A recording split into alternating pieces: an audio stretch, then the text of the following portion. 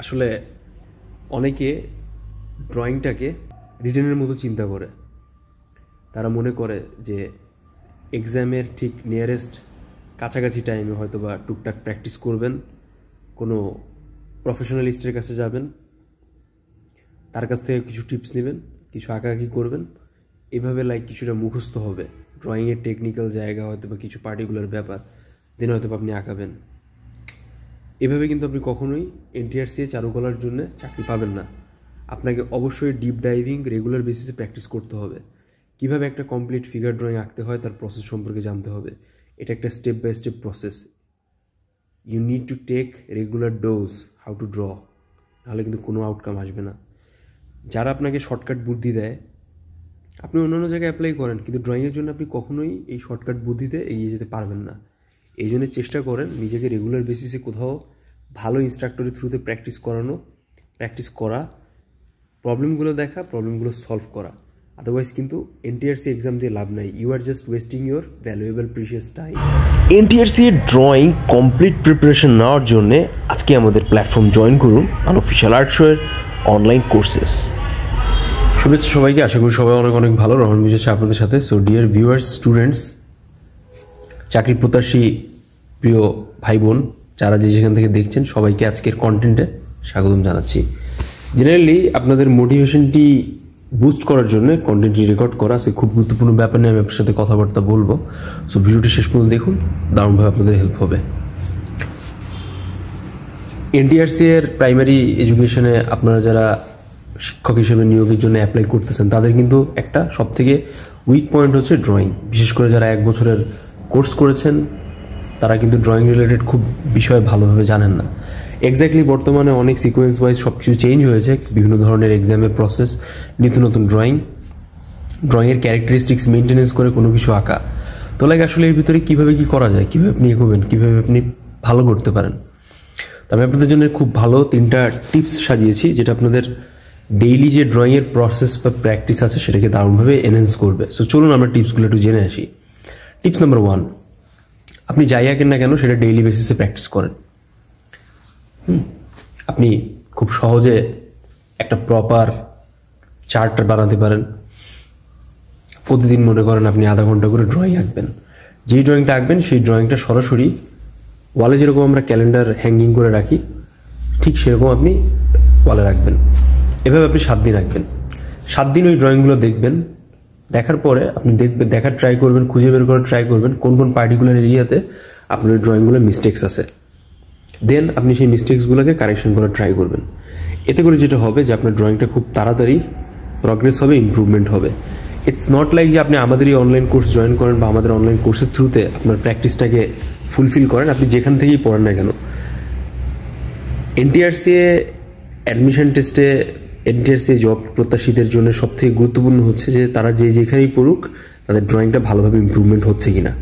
আপনাদের ভেতর থেকে অনেক স্টুডেন্ট আছেন বা অনেকেই পরীক্ষা দিচ্ছেন, যারা হয়তো বা আরেক বছর বা আরেকটা পরীক্ষা দিতে পারবেন। এনটিআরসি এর বয়স হয়তো বা অলমোস্ট শেষ হয়ে এসেছে, কিন্তু স্বপ্নের চাকরি পাওয়ার যে স্বপ্নটা ছিল সেটা কিন্তু অলরেডি অসম্পূর্ণ থেকে যাচ্ছে।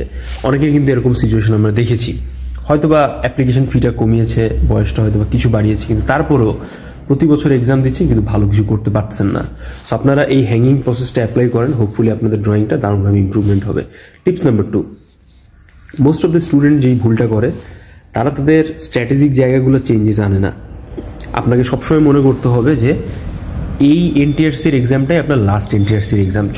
যতগুলো সুযোগই থাকুক না কেন পরবর্তীতে, আপনাকে সেই সিরিয়াসনেসটা আনতে হবে। In the end of the day আপনি কিন্তু টিচারই হতে যাচ্ছেন, আপনি কোনো স্টুডেন্টকে পড়াবেন, তারা আপনার থ্রুতে শিখবে। এখন আপনি যদি ভালোভাবে না জানেন, দেন তারা কীভাবে শিখবে? একটা কমন ব্যাপার থেকে যায় না? তো এই জন্য আপনি আমাকে প্রশ্ন করতে পারেন কমেন্টস বক্সে যে আমি মূলত আপনাকে কী বলতে চাচ্ছি। দেখেন, আপনি এর আগের এনটিআরসির এক্সামে যে পরীক্ষা বা যে প্যাটার্নের পরীক্ষাটা দিয়েছেন, রিটেন বলেন, ড্রয়িং বলেন, সেখানে কমন বিষয়গুলো কী ছিল, ফ্লসগুলো কী ছিল, সেগুলোকে আপনার ইমপ্রুভমেন্ট করতে হবে। ক্লিয়ার? আপনি যত পরিমাণ ইউটিউব চ্যানেলে কন্টেন্ট দেখেন, ভিডিওস দেখেন, কোনো কিছু আপনার কাজে আসবে না যতক্ষণ না আপনি নিজের থেকে ওইটা অ্যাপ্লাই বা এক্সিকিউট করতেছেন। সো খুব কমনলি আমি বলি, আপনারা যদি রিটেনের কথা চিন্তা করি, এমসিকিউতে কম বেশি সবাই পাস করে, এটা আমরা সবাই জানি। কিন্তু এমসিকিউ পরবর্তী রিটেন এবং ড্রয়িংয়ের যে এক্সামটা হয়, এটাতেই সবাই গিয়ে গুলায়। ভালো রেজাল্ট করতে পারে না, বাজে রেজাল্ট করে। অন অ্যাভারেজ স্পেসে কিন্তু তাদের স্কোর অনেক পুয়ার দেখা যায়। এই জন্য আপনাকে যে কাজটা করতে হবে, আপনার লেখার যে স্ট্যান্ডার্ডটা আছে সেটাকে চেঞ্জ করতে হবে, হাতের লেখা আরও বেটার করতে হবে। অন অ্যাভারেজ স্পেসে আপনি যদি ডেইলি বেসিসে কিছু না কিছু প্র্যাকটিস করেন, কোনো ব্রড কোয়েশ্চেন আর একটা শর্ট কোয়েশ্চেন, তাহলে আপনি দেখবেন যে এটা ভালো কিছু করতে পারবেন। তো মেইন যে 3 ঘন্টার এক্সাম থাকে এনটিআরসি এর রিটেন প্লাস ড্রয়িং, ওইটাকে যদি আমরা শর্ট পরিসরে ভাগ করি, একটা ব্রড কোয়েশ্চেন লেখার জন্য কত সময় লাগতে পারে, ওর সাথে একটা 5 মার্কসের টিকা অথবা শর্ট কোয়েশ্চেন লেখার জন্য কত সময় লাগতে পারে, এটাকে লাগে আপনি আপনার মতো করে ভাগ করে ফেলেন। দেন প্রতিদিন আপনি ওইরকম টাইম মেনটেন করে প্র্যাকটিস করেন। এর ফলে যেটা হবে, আপনার দুটা জিনিস ইমপ্রুভমেন্ট হবে। প্রথমটা হচ্ছে যে আপনি রেগুলার বেসিসে প্র্যাকটিস করার কারণে আপনার ওই স্পেসিফিক টাইমের ভেতরে মেইন এক্সামে লেখাটা শেষ হবে আর আপনি ইভ্যালুয়েট করতে পারতেছেন। আপনারা জানেন এনটিআরসিতে কিন্তু এক একটা কোয়েশ্চেনের প্যাটার্ন বা ধরন একরকম থাকে। কোনটা ব্যাখ্যামূলক কোয়েশ্চেন, কোন কোয়েশ্চেনে কোন ধরনের আইডিয়া জেনারেট করা লাগবে, এক্স্যাক্টলি কী টাইপের বিষয় তারা চাচ্ছে, এরকম সব কিছু বিষয় আপনাকে ভালোভাবে পর্যবেক্ষণ করে উপস্থাপন করাটাই হচ্ছে মূলত শ্রেয় ব্যাপার। আর যখন আপনি ডেইলি বেসিসে প্র্যাকটিস করবেন, আপনার ফাইনালাইজ দেখবেন যে সুন্দর নোট করার কারণে, বিভিন্ন জায়গা থেকে কালেক্ট করে নেওয়ার কারণে রিটেনটা কিন্তু আপনার খুব ভালো হচ্ছে আর আপনার প্রেশারটাও কম পড়তেছে। সো ড্রয়িং রিলেটেড ব্যাপারটা নিয়ে আমি অলরেডি একটা টিপস দিয়েছি। 3rd নাম্বার টিপসটা হচ্ছে কেন প্রতিদিন প্র্যাকটিস করতে হবে এনটিআরসি ডেইলি প্র্যাকটিস করার জন্য। এই বিষয়টি, মানুষের ব্রেন একটা প্র্যাকটিসের থ্রুতে ডেভেলপ করে। আমরা অনেকের ক্ষেত্রে বলতে শুনি যে এটা হচ্ছে তোমার মুদ্রা দোষ, কারণ সেটা তার অভ্যাস। অনেকে হচ্ছে দুপুরবেলা খাবারের পর ঘুমাইতে যায়, অনেকে হচ্ছে খুব বেশি পরিমাণে কোনো ইন্টেন্সিভ কাজ করতে চায় না, তারা খুব রিল্যাক্স কাজ করতে চায়। তো চিন্তা করে দেখেন যে ডে আফটার টুমরো আপনি যখন এক্সাম দিচ্ছেন, তার জন্য আপনি কতটুকু নিজেকে স্বয়ংসম্পূর্ণভাবে প্রস্তুতি নিয়ে দিলেন, এটা তো একটা কমন ব্যাপার, তাই না? এই জন্য আপনাকে ডেইলি কিছু না কিছু প্র্যাকটিস করতে হবে। দেন এই প্র্যাকটিসটাকে আপনার ভালোভাবে অভ্যাসে পরিণত করতে হবে। পৃথিবীতে 70% ভালো অভ্যাসের কারণেই মানুষ সাকসেসফুল হয়েছে, আমরা এটা দেখেছি। সো আপনি যদি একটা ড্রয়িংয়ের ভালো দাগই না দিতে পারেন, তাহলে আপনি কীভাবে দাবি করেন যে আপনি একটা ড্রয়িংয়ে খুব কমপ্লিট ভালোভাবে উপস্থাপন করে পরীক্ষায় আঁকাবেন, চান্স পাবেন? সো নিজেকেই যদি সংশোধন না করেন, তাহলে এত আন্দোলন, এত প্র্যাকটিস না করা ছাড়া কীভাবে আপনি দাবি করেন যে আপনি এনটিআরসি এক্সামে আপনার সাথে বৈষম্য হয়েছে এমন বিষয়টি? সো ড্রয়িংকে একটা স্বয়ংসম্পূর্ণ অবস্থানে আপনাকে নিয়ে যেতেই হবে ইন এনি হাউ। এই জন্যে আপনি যদি ডেইলি বেসিসে প্র্যাকটিস করেন, রুটিন মাফিক প্র্যাকটিস করেন, কিছু না কিছু আঁকেন, ইমপ্রুভ করেন, তাহলে কিন্তু আপনি ভালো করতে পারবেন। দিন শেষে মনে রাখতে হবে এনটিআরসিতে আপনি 25,000 কামান, 35,000 কামান, আপনি কিন্তু শিক্ষক হচ্ছেন। আর শিক্ষক পেশাটা হচ্ছে খুবই সম্মানের, খুবই দারুণ, গুরুত্বপূর্ণ, সবার জন্যে অনেক ভ্যালুয়েবল। যত পয়সাই কম থাকুক, শিক্ষকের শিক্ষা হচ্ছে বেশ গুরুত্বপূর্ণ একটা বিষয় গিয়ে দাঁড়ায়। তো ওই আলটিমেট ওয়ের জন্যে আপনাকে অ্যাটলিস্ট এতটুকু পরিশ্রম করতে হবে। আপনি যদি নিজেকে ডেডিকেট না করেন, আপনি 1-2 লাইন দিয়ে ঘুমায় পড়তেছেন, রিটেনের জন্য ভালো প্রস্তুতি নিচ্ছে কিন্তু ড্রয়িংয়ের জন্য চিন্তা করতেছেন না, দেন আপনি কখনোই ভালো করতে পারবেন না।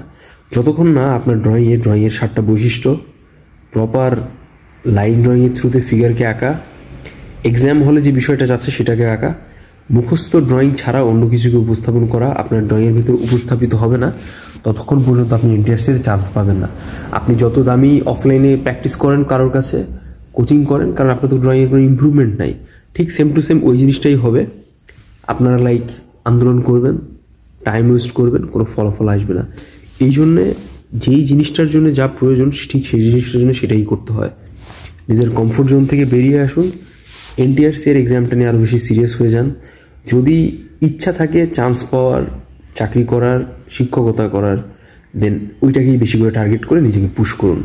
আদারওয়াইজ কিন্তু এটা আপনার জন্য না। সবসময় মনে রাখতে হবে, যার 9তে হয় না তার 90তে হয় না। যে একবারে পারে না, সেকেন্ডবারে পারে না, থার্ডবারে ট্রাই করে পারে, 4th অ্যাটেম্পে কিন্তু সে আর পারে না। এটা হচ্ছে মেইন ফ্যাকচুয়াল জায়গা। সো আমি মোটামুটি আপনাদের সাথে একটা কমপ্লিট প্র্যাকটিসের আইডিয়াটা শেয়ার করলাম। হোপফুলি এই 3টা টিপস আপনাদের ভালো লেগেছে। In any case, any how, আপনারা যদি চান সরাসরি আমাদের প্র্যাকটিস সেশন জয়েন করতে পারেন। আমাদের 3 months লং এনটিআরসি এর ড্রয়িংয়ের অনলাইন প্র্যাকটিস চলতেছে। মান্থলি পেমেন্ট করে আপনি আমাদের সাথে কানেক্টেড হয়ে যাবেন। 850 টাকা আমরা ফি ধার্য করেছি। 3 months কন্টিনিউ, আপনার নিজেদের ইমপ্রুভমেন্ট আপনারা নিজেরাই দেখতে পাবেন। এর আগে কি আঁকতেন আর আমাদের সাথে কানেক্টেড হয়ে প্র্যাকটিস করার পর আপনি কি আঁকতেছেন। আমাদের প্রত্যেক উইকলি হচ্ছে 2টা থেকে 3টা ক্লাস ডিপেন্ড করতেছে। অ্যাট দ্য সেম টাইম আপনাদের নিজেদের ইমপ্রুভমেন্ট আপনার নিজের থ্রুতেই যাচাই বাছাই করবেন, এটা হচ্ছে মেইন ব্যাপার। তো যারা 19th পরীক্ষা দিতে যাচ্ছেন বা 20th জন্য ভালোভাবে নিজেকে তৈরি করতে যাচ্ছেন তারা কিন্তু সরাসরি আমাদের সাথে কানেক্টেড হয়ে যেতে পারেন। থ্যাংক ইউ সো মাচ ভিডিওটি শেষ পর্যন্ত দেখার জন্য। শুভকামনা রইল, সবার সাথে দেখা হবে নেক্সট ভিডিওতে। আল্লাহ হাফেজ।